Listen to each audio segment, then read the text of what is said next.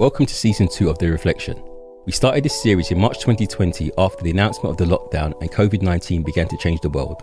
For 20 weeks, academics, activists and journalists joined us to discuss everything from the UK government's mishandling of the pandemic, the growth of conspiracies, Black Lives Matter, and what it was like to bear witness to the growth of existing local and global inequalities. For this season, our guests will be reflecting on the political climate of the past year, and we'll be talking to authors who have released books in 2020 concerning matters of race and class.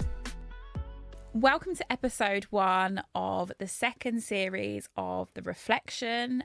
We are really excited today to be joined by Dan Renwick, who joined us for series 1 to talk about COVID-19, the global pandemic, and the left's response or lack thereof. In this series, we're speaking with people like Dan and other people that have been on the show who are helping us reflect on the past year. When we have our chats with Dan, I think we're going to be talking about politics, people that we should be in solidarity with and what's been happening and whether their responses to some of the biggest emergencies and crises that we're facing at the moment have been adequate.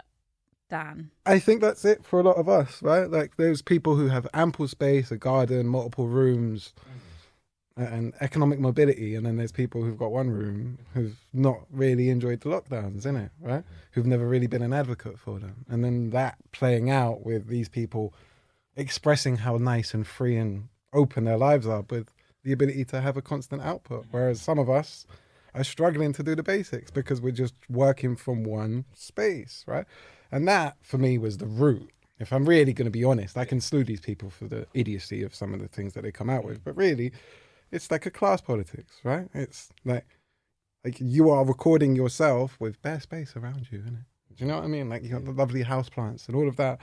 And we aren't all in this together, right? And yeah, we are all affected by COVID, but some of us are more affected than others, right? And I don't know. I don't think there's been a very good articulation of what it is to be the various people who've suffered, right? Because in the general output that I've seen put out by the left or progressive forces, it's been subpar to a certain extent, and it's played with anger, right? And that anger to me is something that I really don't like because I think it's really cynical. Like I said to you the last time I came on, I think that they built up the pandemic as a way of removing the Tories, and when it wasn't efficacious, just like with Grenfell, they move on. And then the consistency of the argument and the things they push for aren't really there anymore. And the actual injustices aren't really being picked up, right? Like the COVID bereaved families aren't getting the political support or the platform I think that they deserve if people are really going to go down the route of this is a state crime.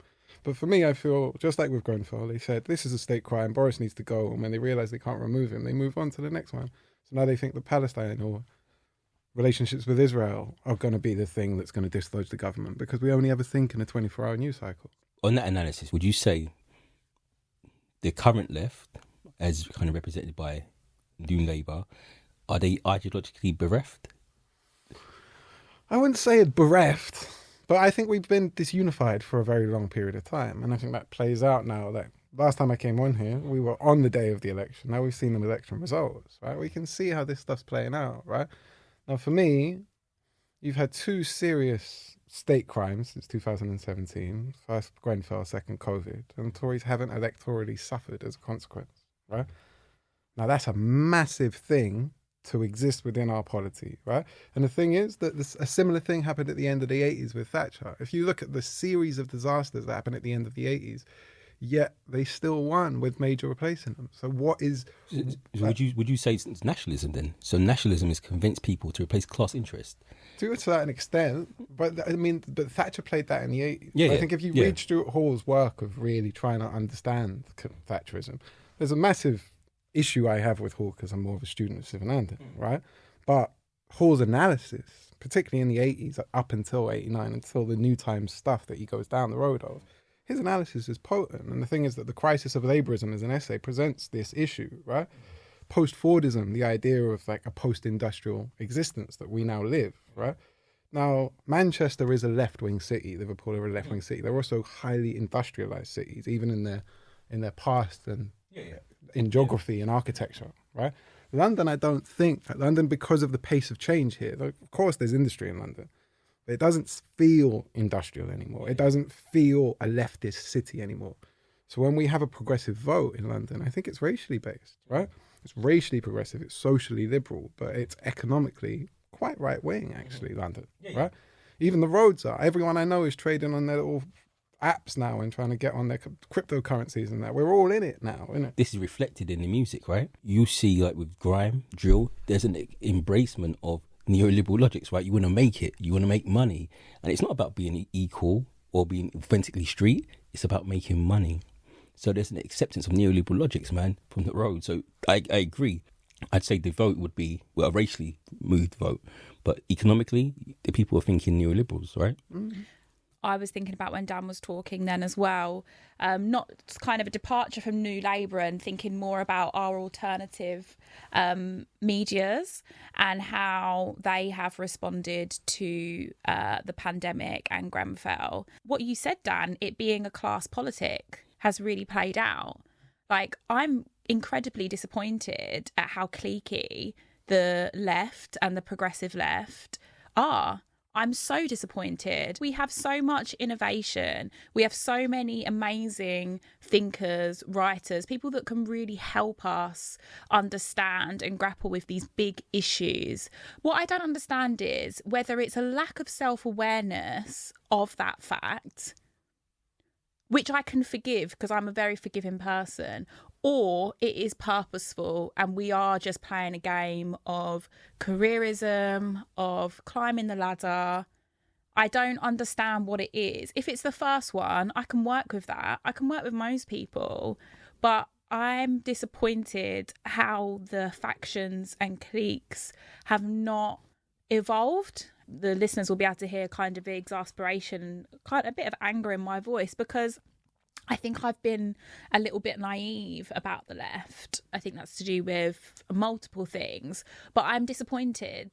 The thing is that we can talk, we can start to say names now, yeah? In the post-Brexit environment, in the Vara Media platform, Paul Mason for how long? And it seems like it was just a game between Aaron Bastani and Paul Mason to dislodge him. But this guy is an outright imperialist that supported NATO, that was saying that we restrict our borders, that we close things down, right? We've platformed incredibly problematic figures. Owen Jones moved against Corbyn twice, and he's posed to be a radical lefty in this country. The thing is that there's this move that we have that diminishes what the ground of the left is and then says that this is the standard bearer of leftism. And anyone who's outside of those parameters is now this ultra left. And I've seen this language used by these media organizations. Now, who the hell are you to have the nerve to call me ultra left? Because I don't agree with you, bro. There's certain areas where I'm probably to the right of you, or whatever it is. Like we're not in this little thing. And for me, this isn't a game of I'm more left than you, right? It's not a game of I'm more working class than you. Ban all that. Like, let's get on to the serious issues. On the serious issues, I mean, as it pertains to COVID, these people were advocates of the lockdown of all lockdowns. Yeah. Why? Right? Now, the thing is that Devi Sridhar, Anthony Costello, they made very good arguments, but in many ways, the horse has already bolted, right? In many ways, what we've seen come into play is that the vaccination program has been the magic elixir of Britain, and without that we would have been utterly screwed, right? But before this vaccination program came into place, and with our porous borders, we aren't in a, I mean, I'm not saying I want them closed or any of that stuff, but the thing is that epidemiologists have called for earlier action. We can look at the Indian variant right now and the fact that Bangladesh was put on a red list before India. All of these political decisions are of great significance, right? And when you can have a materialist analysis of these things, we can do these things, real justice, without asking for the things that means that cancer patients don't get treated. I had a friend who was diagnosed in cancer in January and died within 5 weeks. Yeah. And the amount of people I know who've had that happen, yeah, this year, and very little articulation of it, right? And we've spoken about this on the show before, like existing chronic conditions, like cancer in particular, like listeners will know that this is something very close to home in my family, and I just can't believe how lacking an analysis we've had on the left on some of these issues. And I think that what's really important about what Dan has said and what I've been thinking about is that I'm understand that we can't always get things right. And with that in mind, I think it's always really important to encourage knowledge production that is both reflective and reflexive. But if we become a left, or we produce alternative media that simply doubles down on our position and doesn't recognise where we get things wrong, how the fuck can we say we are different from the Daily Mail? When I look at the pandemic and the response, right, whether you're left or right, I think they all suffer from the same thing of British exceptionalism. Yes. And they suffer from that problem because when the pandemic was happening, the left didn't critique the right for not basically looking at best practice, which was around the world. The current death toll around COVID, I think in the UK is 127,000 roughly. For the whole continent of Africa, it's 300,000. The whole continent. Now that's mad, right? A continent of 54 countries, 300,000 people died. A nation of 65 million people, 127,000. We are one of the G7, right? So best practice is out there, but left and right were basically being ignorant with people's lives. We ended up with a libertarian authoritarian discussion around it. This is a pandemic, bruv. Yeah, like when we were putting people in air raid shelters in the Second World War, we were talking about the authoritarian government that was doing this to us, that was making us have blackouts. No, this is what is required, right? We were only as strong as our weakest link, right?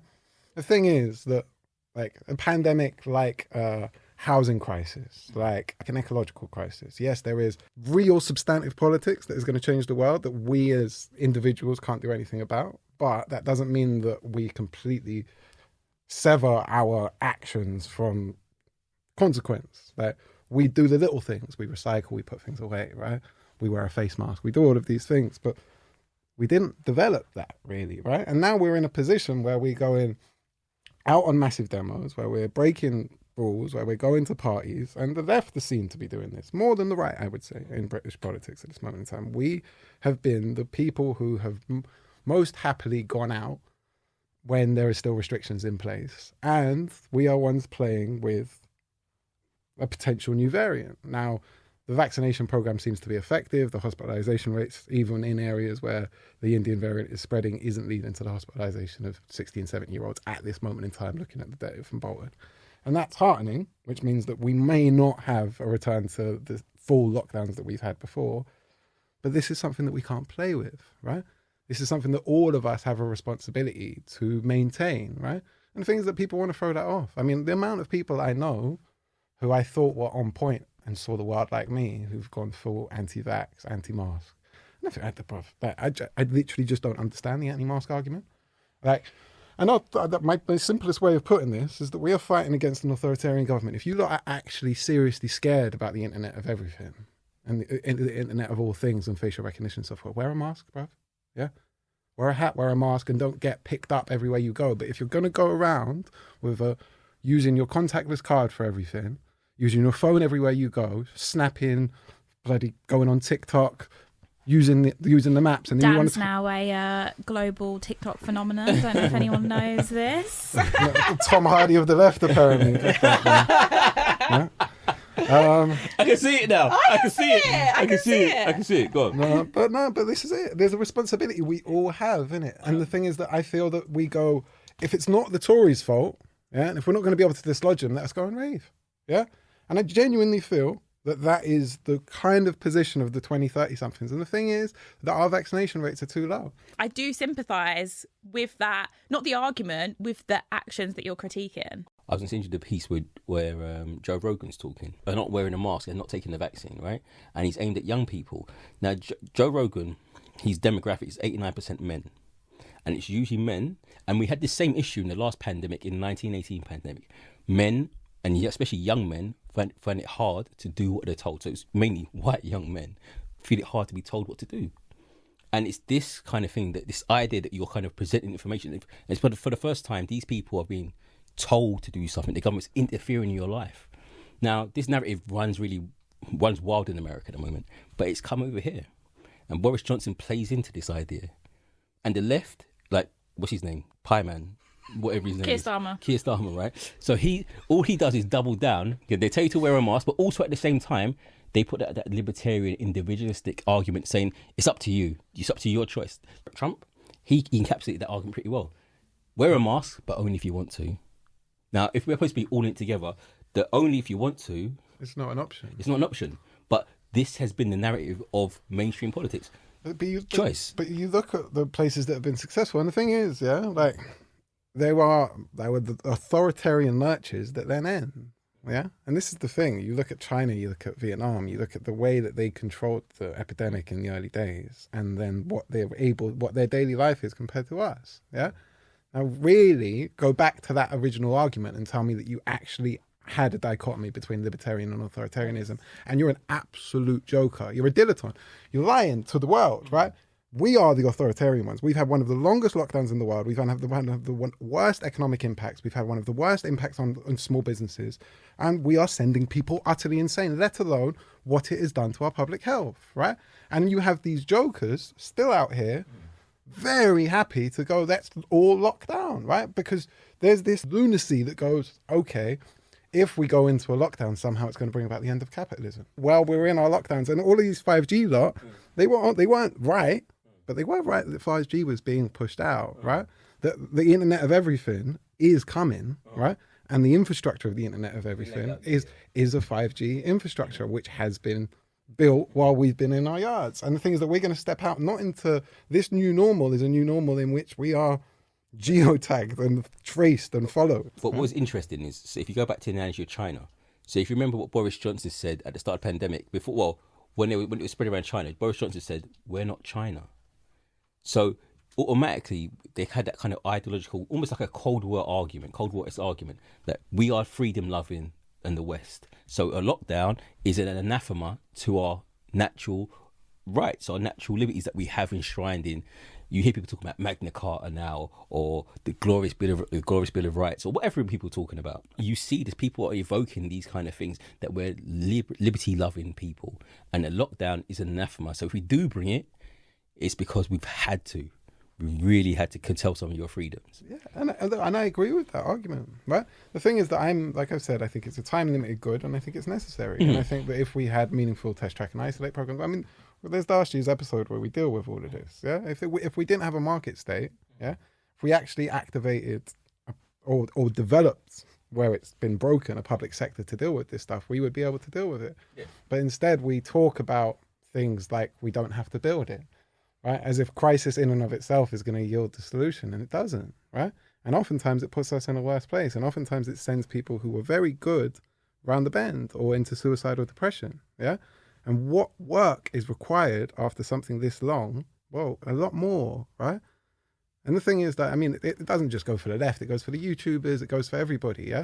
You lot all sit in your yards and you convey a world in which this hasn't just happened, in which people haven't been I haven't sat down at my computer, opened up a video at any point and gone, this bears talking my world.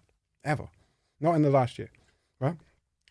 I've sat there and gone, are you serious? Yeah, you're selling me that now, yeah, or you're cracking a joke, yeah, you're laughing about it, yeah, this is funny to you, isn't it, right? And the thing is, it's not funny. Like, it's not funny, and it's not going to yield anything but really disastrous politics unless we can seriously engage with this stuff. And like I said from the very beginning of this thing, I see this as a state crime, innit? Yeah, it's a state crime. Every single one of those, and I said it in an article I wrote. I said that, let's say 10,000 deaths from COVID is an acceptable number, given that we don't have the authoritarian structures, or well, let's not call it authoritarian structures. Let's say experience with epidemics in recent years. Yeah. Experience of epidemics in recent years would have meant that we automatically had face masks, that we automatically had the closure of schools, that we automatically did certain things that would have kept us safe. We didn't do those things because it wasn't in our body politic. We didn't have a muscle memory. Let's just say, yeah. So we fell behind. There's a number of deaths that we're going to have over people in East Asia because of a difference of experience, right? And let's put it down to that. We have to learn through experience, yeah? Now, anything above that 10,000, let's say that we've got a good 110, 120,000 above that number, state crimes, bro. Premature deaths, right? Let's say that we had 120,000 from austerity alone, which was the figure before the pandemic. Let's add that on. Let's add in Grenfell. Let's say that we've had 250,000 premature deaths in this country, yeah, since the Tories came in, since the Condems came in, yeah, to absolute state crimes, and then the violations of authoritarian state crimes and the day-to-day destruction of our working class, of our estates, of legal aid, of Sure Start centres, of basic care, of mental health, right? There's 250,000 people who should be here today, or should have been here for longer than they were, who aren't here anymore. And the Tories have managed to win 2 elections, and they don't even feel that they have to electorally respond to Grenfell Tower anymore. Yeah? And if we're not careful, they're going to find themselves in exactly this place with COVID, right? They're pushing the regulations that they said they were going to put. They're kicking it into the long grass. It's all rhetorical. No lessons have been learned, right?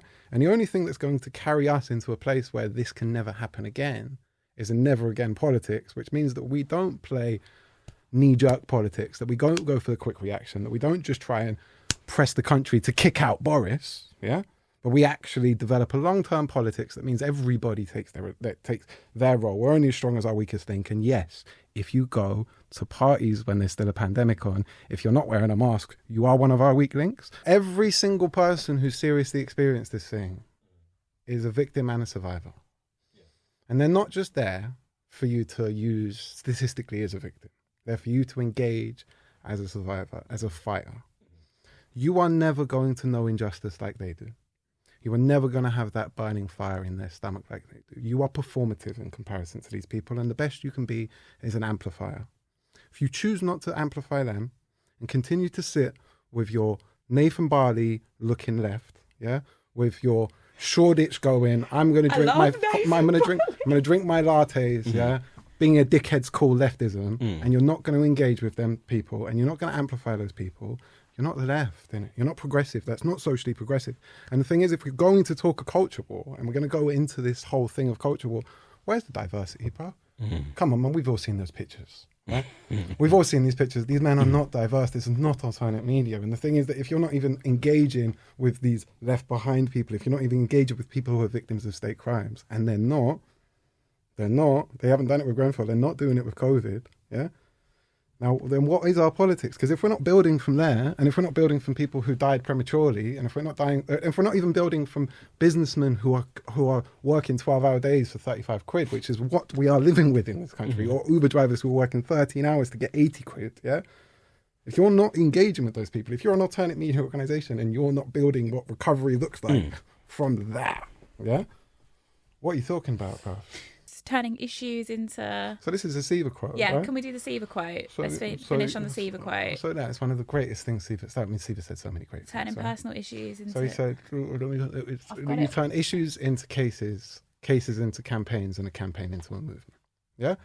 And that's that. And Phil Scraton has that up on his wall, right? Serious people, that inquest, these organisations, these are incubators of that very politics, yeah? And this is we've lived through 2 state crimes. That is where politics, meaningful politics, is here now, right? Because every single one of these issues that we talk about in the abstract is there in the physical and is there in every single iota of it. So it's there for the genuine work if you want to do it. But then, by all means, do the coffee shop conversation, innit? Thank you so much, guys, and we'll be back again next week. Thank you for listening to the T's and C's with Tisa and Chantel. You can now continue the conversation with us on Twitter and Instagram.